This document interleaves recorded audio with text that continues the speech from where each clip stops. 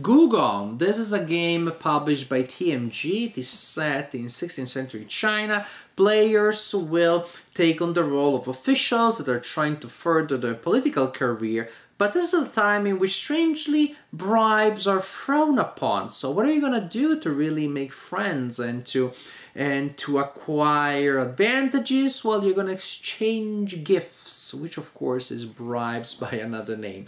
And so there are mechanics that will represent that in the game. Mechanically speaking, this is a fairly meaty game, not a gateway game, not the hardest Euro game I played, but definitely it's a game that requires non-casual and also somewhat committed players, because there are almost several mini games within the game, different areas of the board that work differently from one another. Each area has its own set of icons, a lot of icons that you need to become familiar with.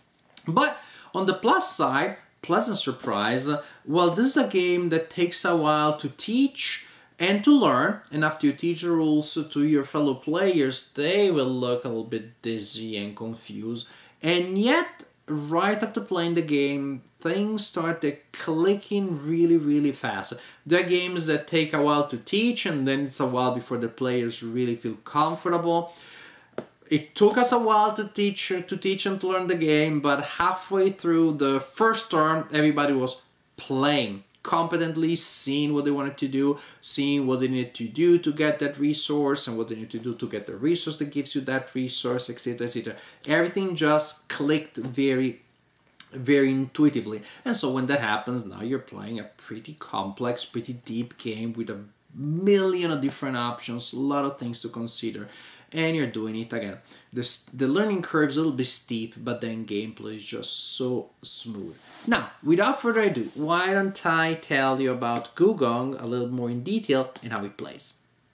Each player has a board such as this one. I know there's a lot of iconography here which will look scary and impenetrable to you right now, but trust me, once you know how the game works, this is very useful. It's a useful reference.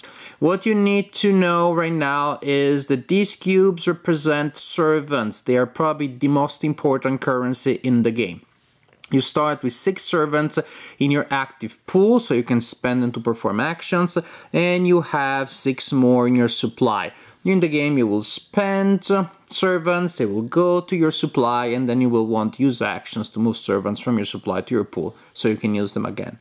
You also have a double servant, particularly powerful because, as you can see from the size, it does the work of 2 servants, but at the beginning of the game it is locked on your board. You need to perform certain actions to free the double servant.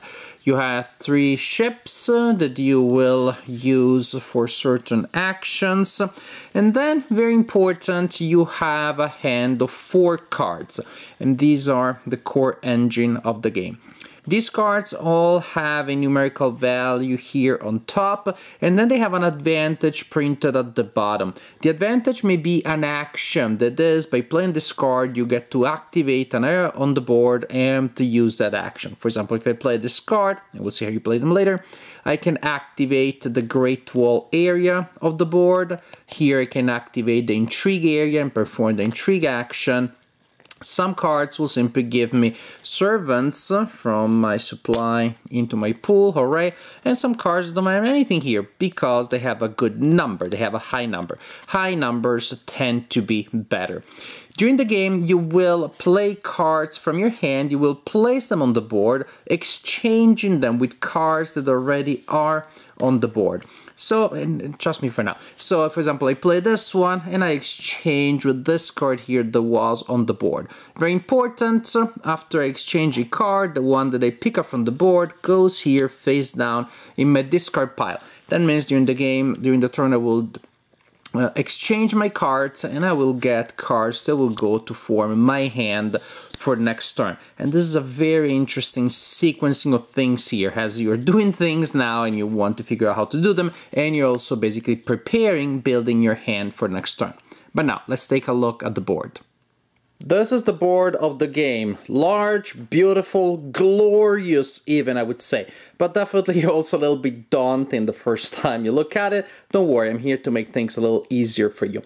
The board is divided in 7 separate areas. 1, 2, 3, 4, 5, 6, and 7. They all do different things, and as you can see, they all have an area where there is a face-up card.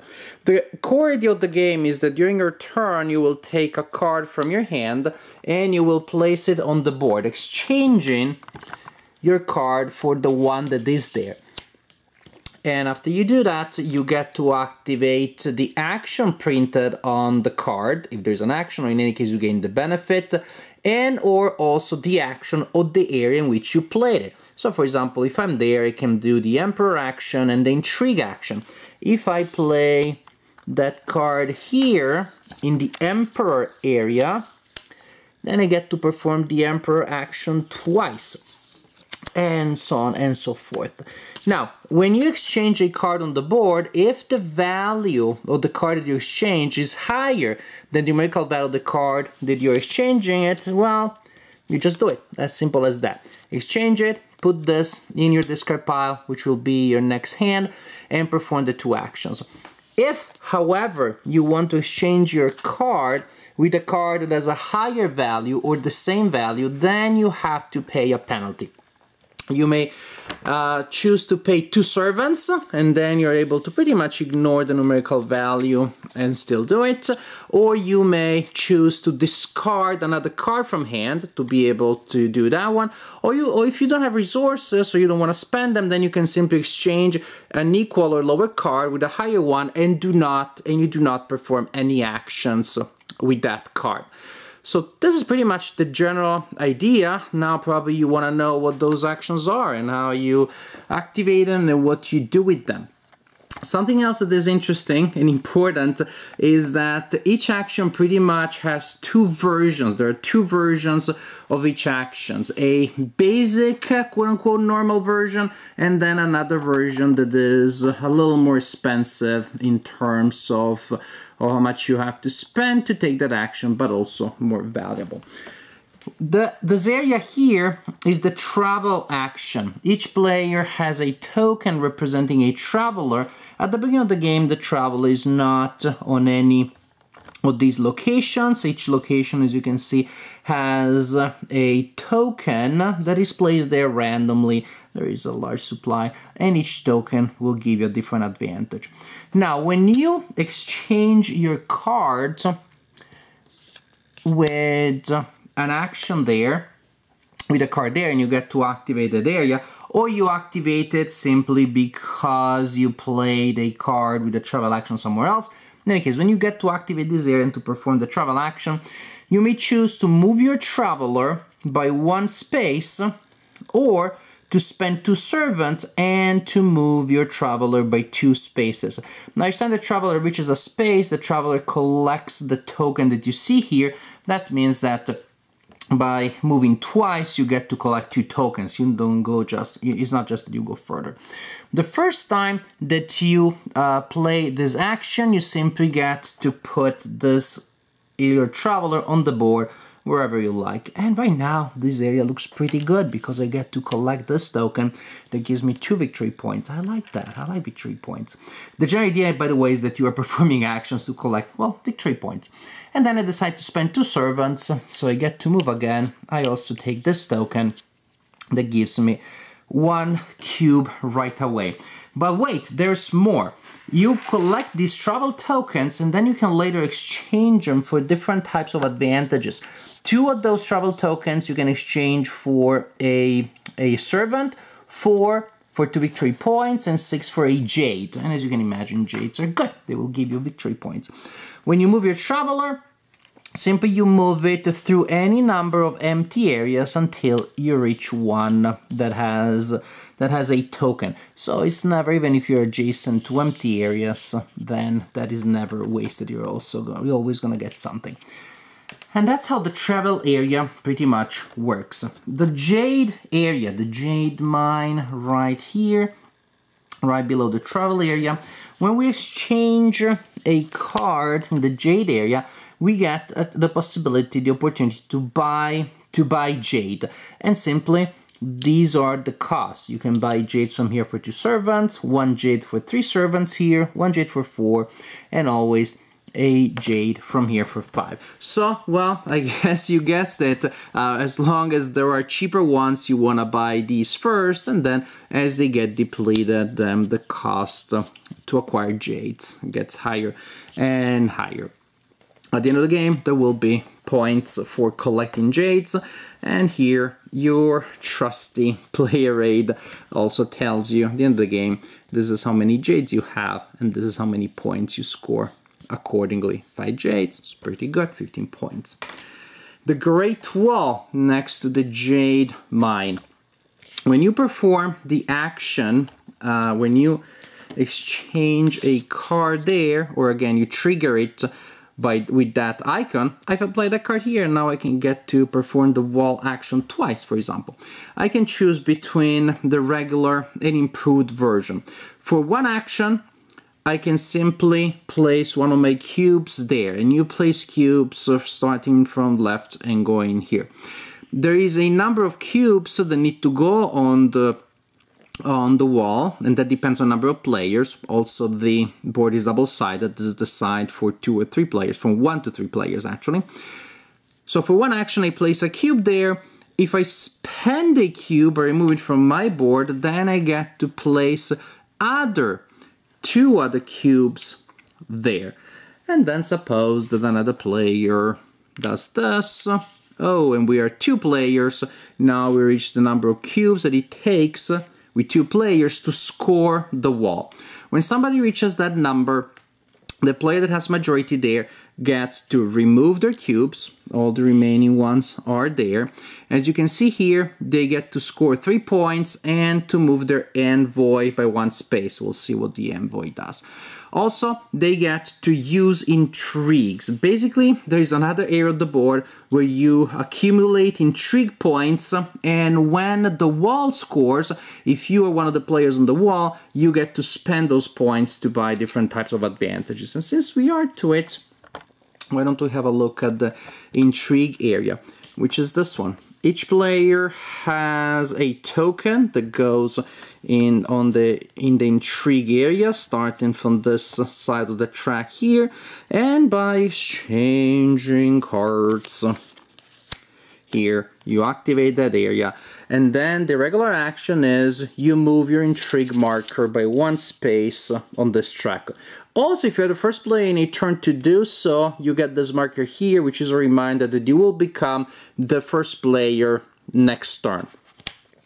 If you're not the first player, then you simply, with the regular intrigue action, get an intrigue point, pretty much. You could also spend a servant, and then you move the intrigue marker by 3 spaces instead. And you can spend those intrigue points to buy servants, or to change the destiny dice. Those are dice that are rolled at the beginning of the game, and if you have cards in your hand at the beginning of the turn that match, whose number matches those destiny dice, you get extra servants. So being able to manipulate the result of those dice is pretty important.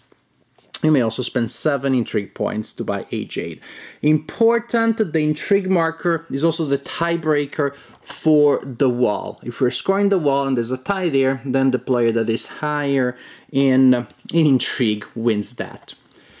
The envoy area, the envoy track, each player starts here, and there are several actions such as, for example, scoring, being the winner of the Great Wall scoring. Also, you may simply exchange a card there. Oh, we're gonna pay 2 servants to do that exchange there. Done. If you exchange a card there and you activate that area, then you simply get regular action to move your envoy by 1 space on this track. You could also choose to spend 2 servants to move by 2 spaces instead of 1 and to get an intrigue point in the other section. Why is this important? Well, first, the first player to get there will get a lot of points, and then second player fewer points, and then other players less and less. So first you get extra points by getting there early. Also, you need to get there to win. Well, to be eligible to win. At the end of the game, yes, you count points, but if your envoy is not all the way there, then you're not even eligible to win, you'll score 0. So that is kind of super mega important that you do not neglect your envoy. The decree area, If you activate this area, then you get to place one of your cubes on one of these, next to one of these tiles here. There is a large stack of tiles, so only a small number will be used each game, so huge variety here. And that means simply there will be different advantages available from game to game. The cost to place a cube in the decreed area is the cost that you see printed there. Say to place a cube there, I need to spend 1 at the servant. To place a cube here, I need to spend 2 servants to then place a cube there. So it's the number printed there plus 1 servant per cube that is already there. So if, for example, now I am pink and I want to place a cube there, the cost will be 2 servants plus 1, so I need to discard 3 servants to then place a 4th servant there. But then I get that advantage. Here, for example, I can now exchange cards of equal value without paying a penalty. Not just, I don't have to just play higher cards, exchange higher cards. Equal, still no penalty. Here I get a discount when I use the travel action. Here I get 8 points at the end of the game. Here I get 2 points per decree that I have, including that one. Here each morning phase before the main phase I get 2 intrigue points. This kind of advantage is here. And again, it's large number, so large variety of possibilities here. And finally, the canal/river action. If you exchange a card, blah, blah, blah, blah, I think you know what I'm gonna say here. So if you activate this area, you need to spend a cube and you can put one of your ships on the canal. If you're the first player there, the canal is empty, then you are the first player to put something there. Basically, if there are already ships there, you need to put it on the leftmost empty space. As part of your canal action, you may also choose to move your ship by 1 space. You may also choose to spend a cube to place 2 instead of 1 on your ship.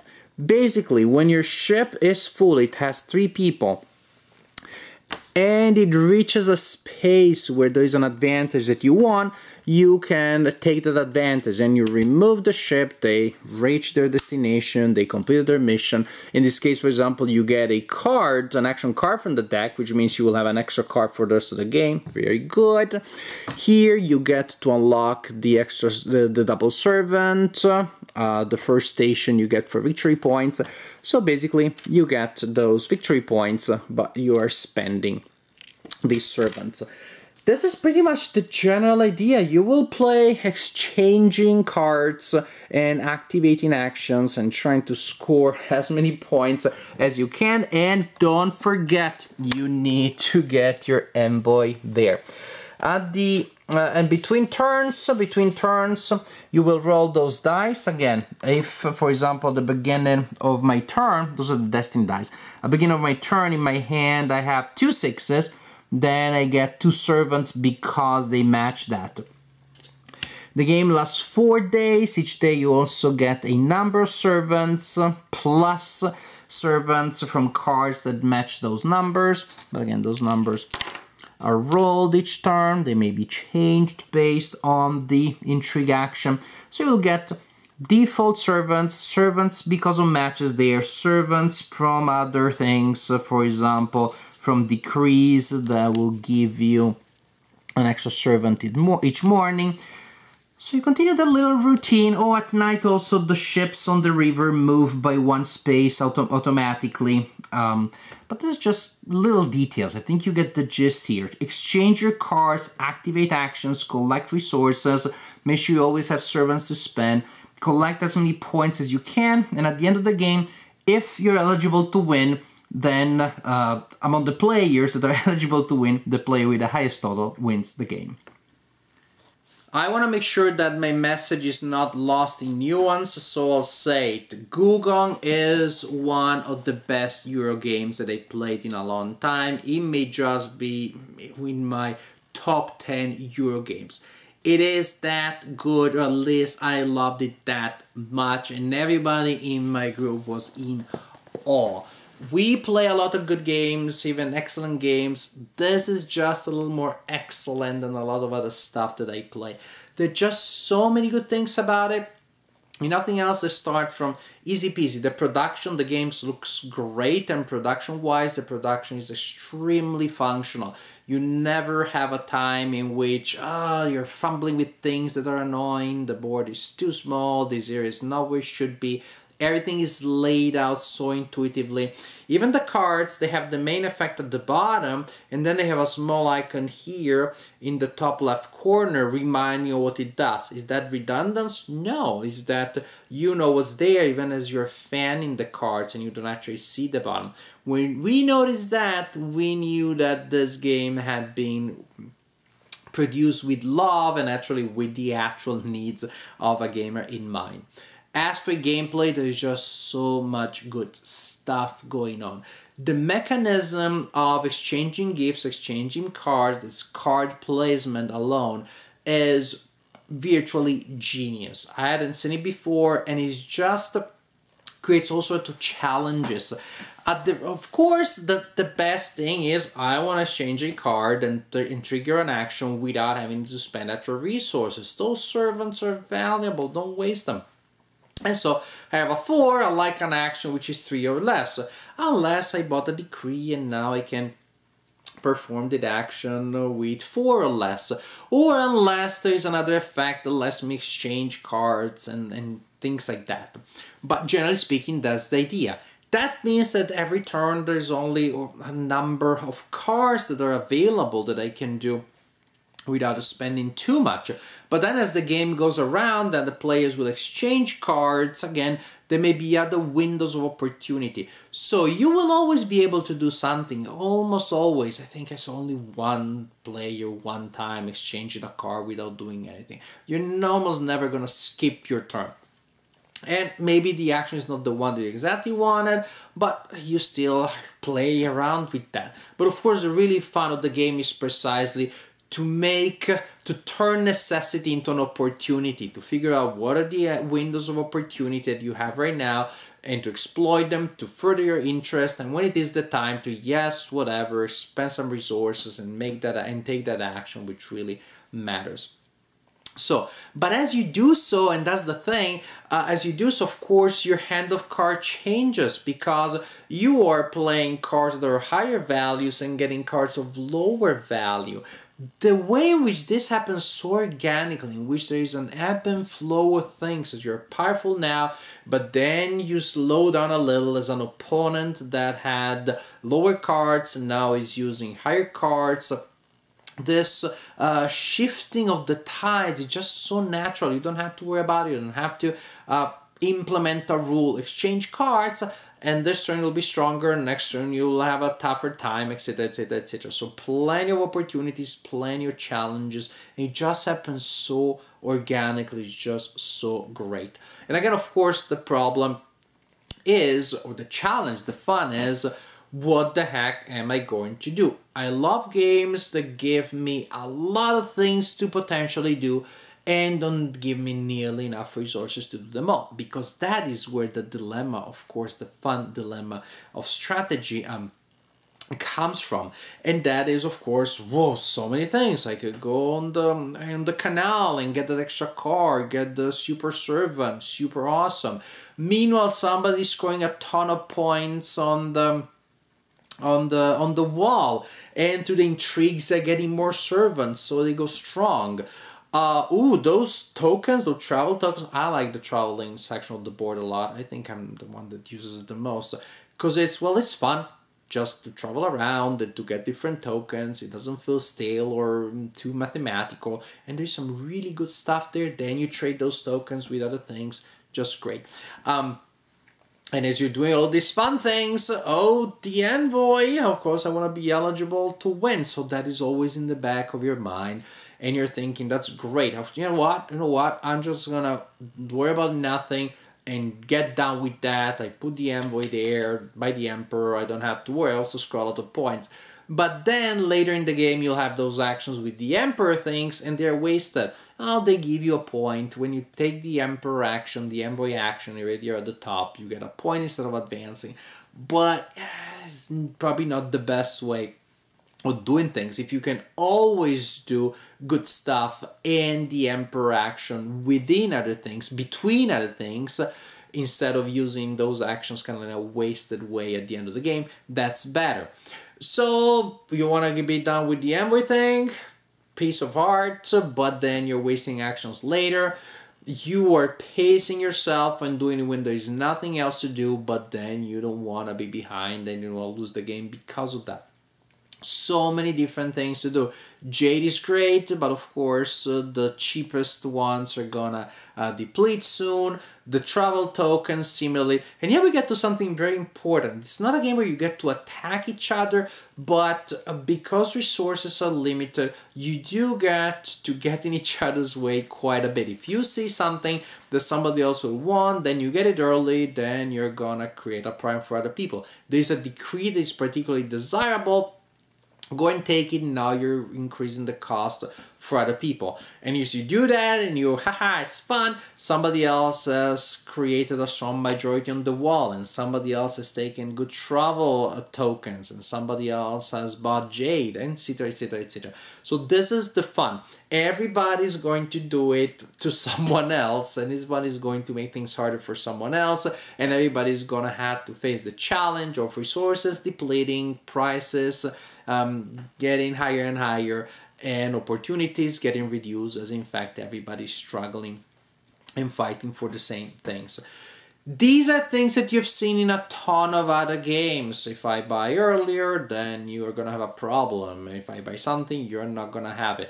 You've seen a ton of other games. It's not just about the recipe, it's about the execution. And almost all of the elements that I mentioned here you may have seen before, but at least I had rarely seen these elements coming together so organically, so smoothly, in such an airtight package in which I'm just excited every moment. I have a ton of interesting decisions. I never felt that I wasted a turn. The one thing, the first time players play, the rules will be intuitive, but there's so much to do. There may be a little bit of analysis paralysis, but even then, when other players were taking their sweet time, there was just so much to analyze and to follow on the board that I didn't have a problem with that. The first game is definitely gonna be long, just because players are becoming familiar with the rules and the strategies, most importantly. And then the game is gonna go very smoothly. The game also is as playable in Solitaire against an automa. There's a deck of cards that will basically you're playing a two-player game against an automatic opponent. Then the actions of the opponent are controlled by a deck of cards, and you can make that opponent a little more brutal, a little more forgiving. And I played that with different levels of difficulty. If you make it hard, it is hard. That opponent is gonna score a lot of points, and so it's a really tough challenge. If you know the game and you're playing against the opponent, then you can easily play a game in an hour, even a little bit less. That was in my experience, and I had a blast playing also against the automated opponent. That's another great thing. A Euro game that plays well solo, not always possible. Possible with Gugong. It's a phenomenal game. It's just a fantastic game. Give it a try already. If you trust me, order a copy, because you and your group, I think, are gonna have a good time. Again, this may not be for everybody, just in terms of challenge, of of how meaty it is and how challenging it can be for casual players. But if you're a committed player, I think you're gonna have a blast and a half playing Gugong. I know I did. I know my group did. This has quickly become one of my favorite Euro games. Definitely something special, especially engaging and fun design.